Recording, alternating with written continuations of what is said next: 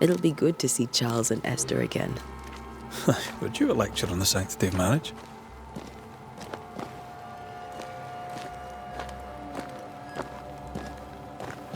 A pretty word for a set of shackles. I'm sure folk here are just as open-minded as Charles.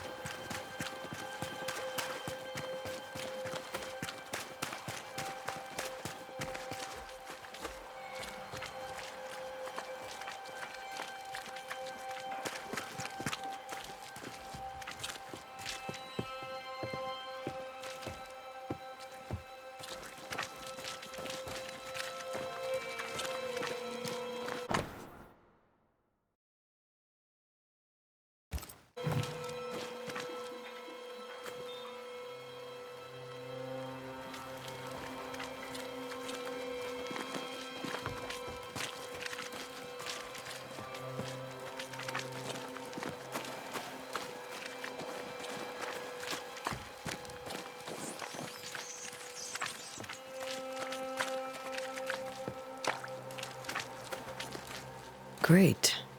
Sets the tone.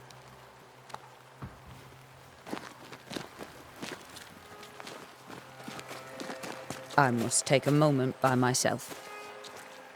Excuse me.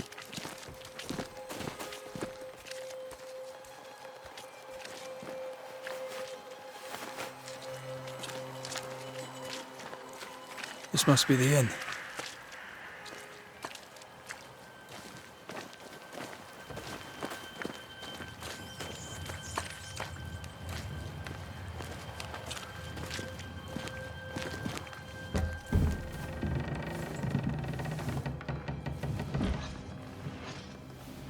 Charlie, we're here. Your prayers are answered. Pour us a drink. Finally. Banisheres, please come in.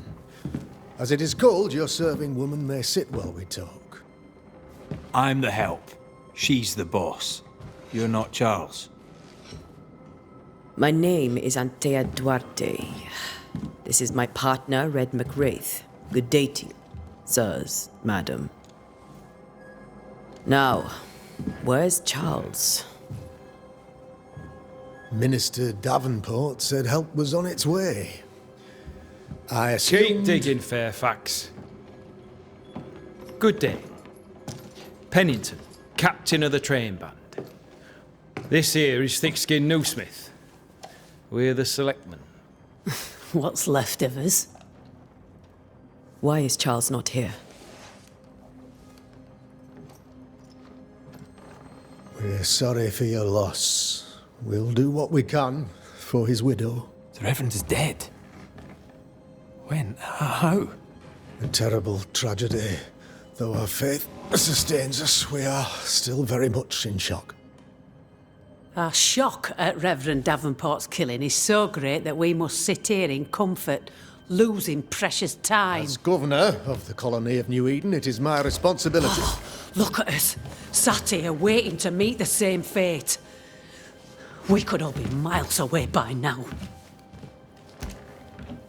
You lot do what you want.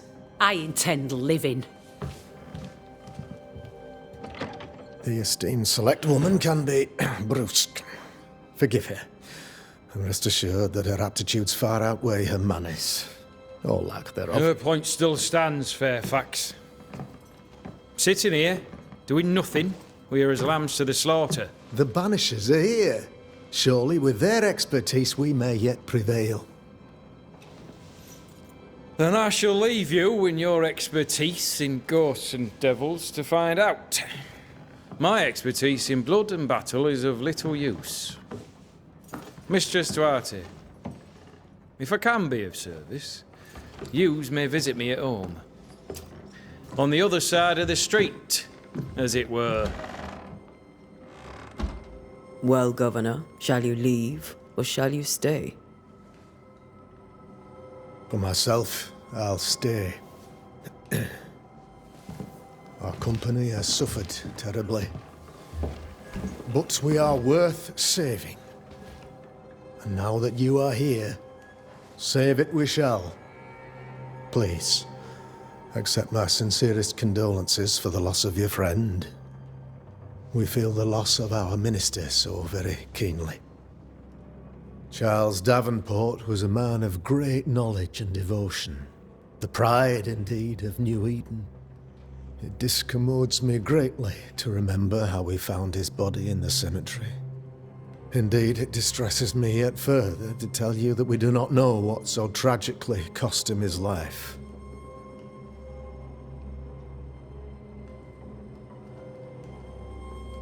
Could your physicians not save him? Would that we had a physician left, but it would have made no difference.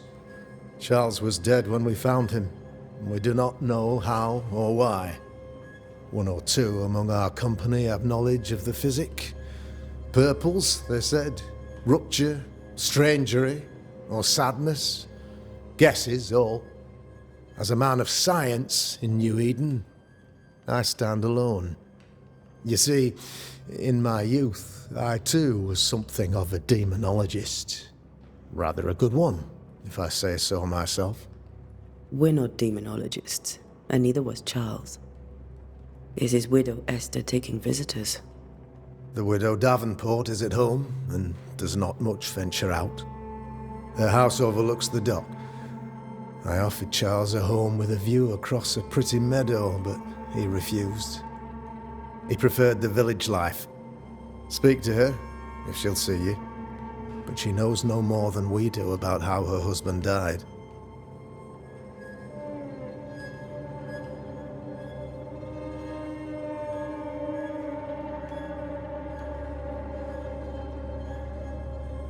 Why is town so empty?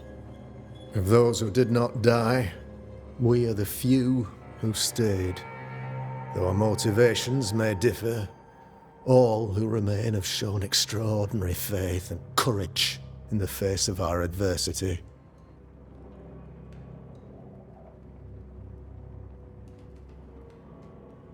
Will they return when the curse is lifted? I fervently hope so. They have homes here, but we sent the children away some time ago, and many could not live with their absence. If we do not resolve this situation quickly, the community of New Eden shall be broken, perhaps forever.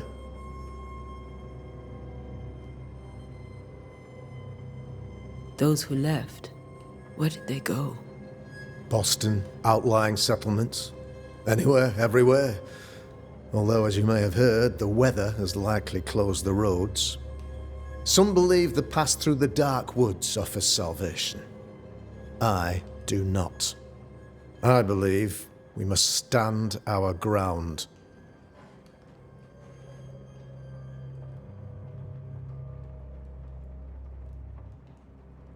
You're a demonologist, you say? I am that, like my father was before me. Faith and science are our twin compasses, you see, to a deeper understanding of the secrets of God's green and pleasant land, and those who threaten it. And what have your compasses told you about the curse? They have told me that Reverend Davenport was better placed than I to solve our problem, which is why you're here. We agreed it. I shall stand for the company, I said, as the moral authority, the anchor, and the rock, as Charles and his Banisheres lift the curse.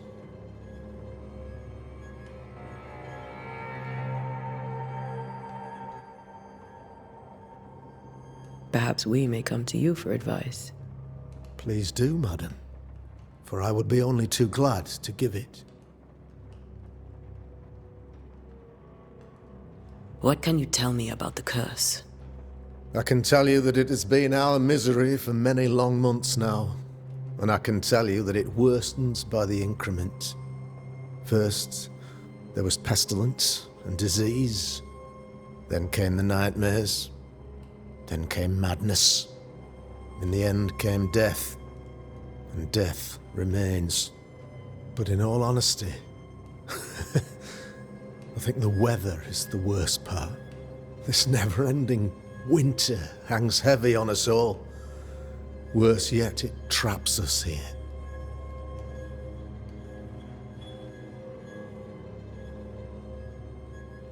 What did Charles know about it? What had he learned? Tragically, I had not yet had the opportunity to discuss his investigation, and his passing now excludes the possibility. Our late friend Charles faced a Herculean task and acquitted himself with honor.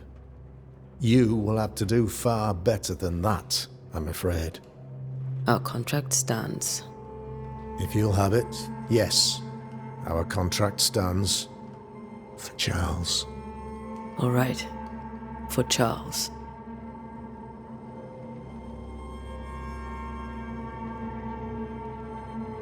Thank you.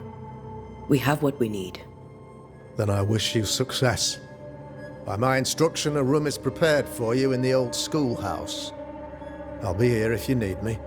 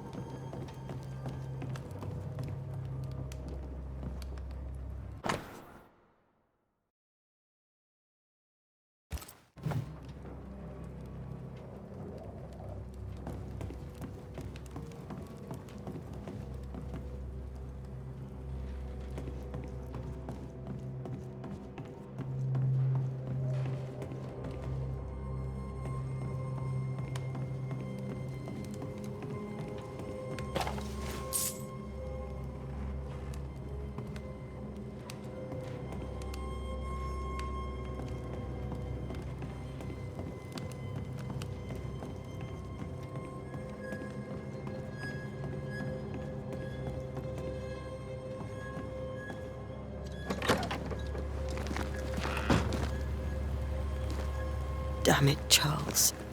Those accursed sea storms. If only we'd been here earlier. I know. But as Charles would say,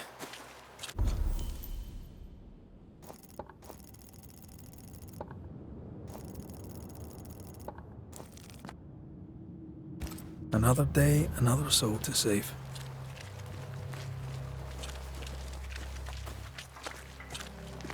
These people have no idea what they're up against.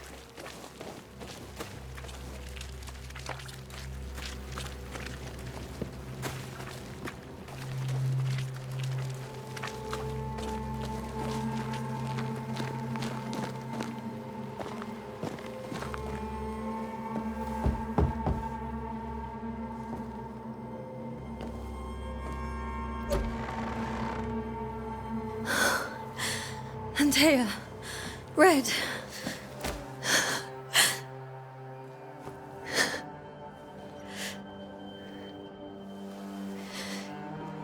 Come in.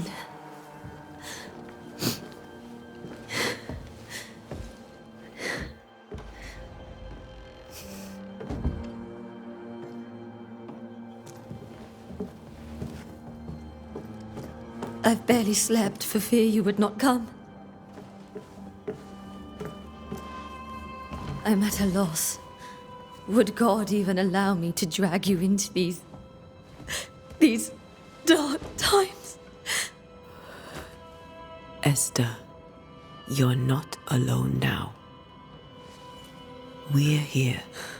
I'm so sorry we didn't get here on time. Truly. I know. Charles kept saying it. Have faith. They will come. If only he had kept his faith himself. What happened to him? Poor Charles. Just one more victim of the curse of New Eden. You know how he is. Was. Restless. Impatient. It's not that he gave up on you, his friends, but that he could wait no more. I believe he tried to lift the curse.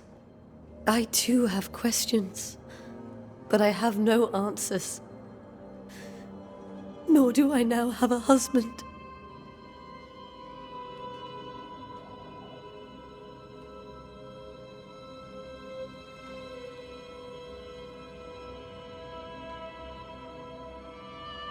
What can you tell me about the esteemed Governor Haskell? Fairfax Haskell is well read and educated, but at times his back can be too stiff. He shares Charles's interest in the unknown, but his passion seems less than practical. He's an academic. Still, good to know our patron has some understanding of our work. We met the captain, too, along with the huntress, Thickskin. Do you know them? I find Thickskin Newsmith's manner a little frightening, but I think she has a good heart. A fine hunter by all accounts. Captain Pennington comes with a reputation for soldiering. He comports himself with a wry dignity, but I suspect that beneath it all, he's just sad. Charles thought so too. There are wounds beneath Saul Pennington's armor, he said, that time and God have not yet healed.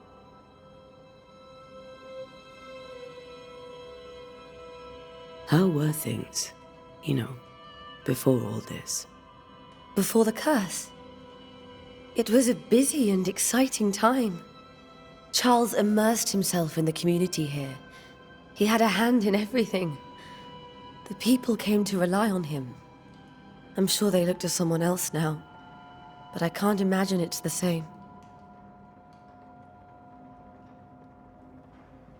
Is there anything we should know about? Lord, deliver me, for I cannot endure this. I cannot endure it, and Charles does not deserve it. Anything at all, Esther. Please. I have felt Charles present about the house. His ghost lingers. He needs help. If he's here, I promise I will know no rest until he has his. You can count on us. We'll start with the house. Charles's papers are gathered in his office. Take what you need. Thank you, Esther.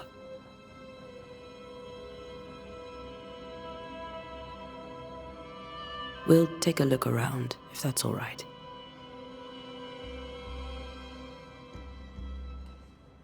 May I be of any help? You stay put. We'll find the way.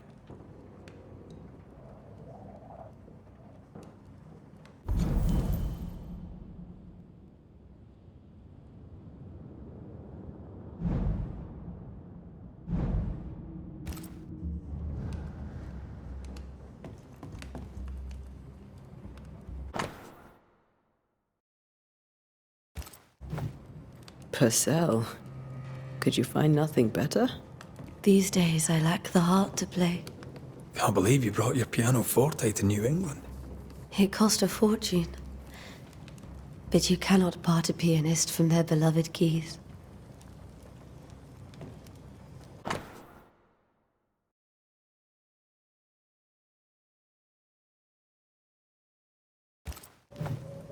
I didn't know Eleanor and Charles were still in touch.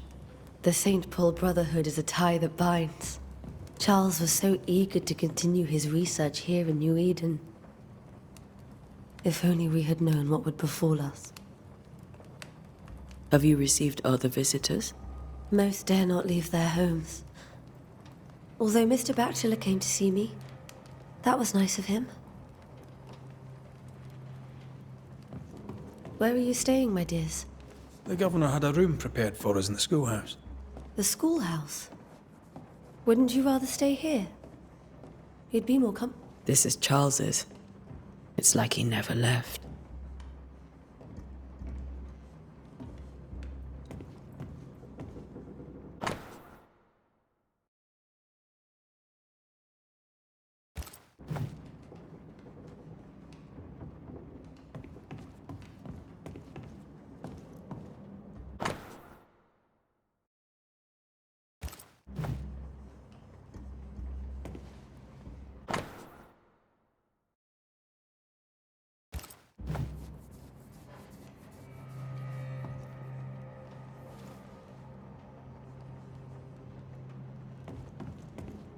There's more to learn here.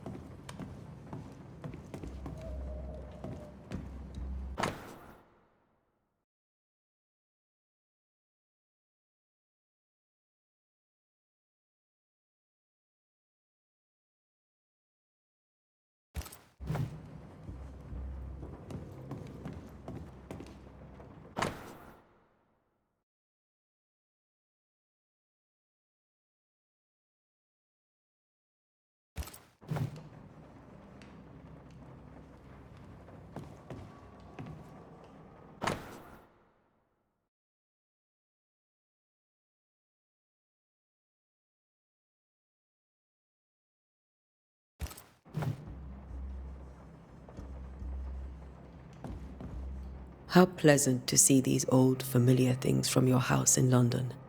That porcelain saw many a dinner-turned-lecture with Charles. I miss him so. So do we, Esther.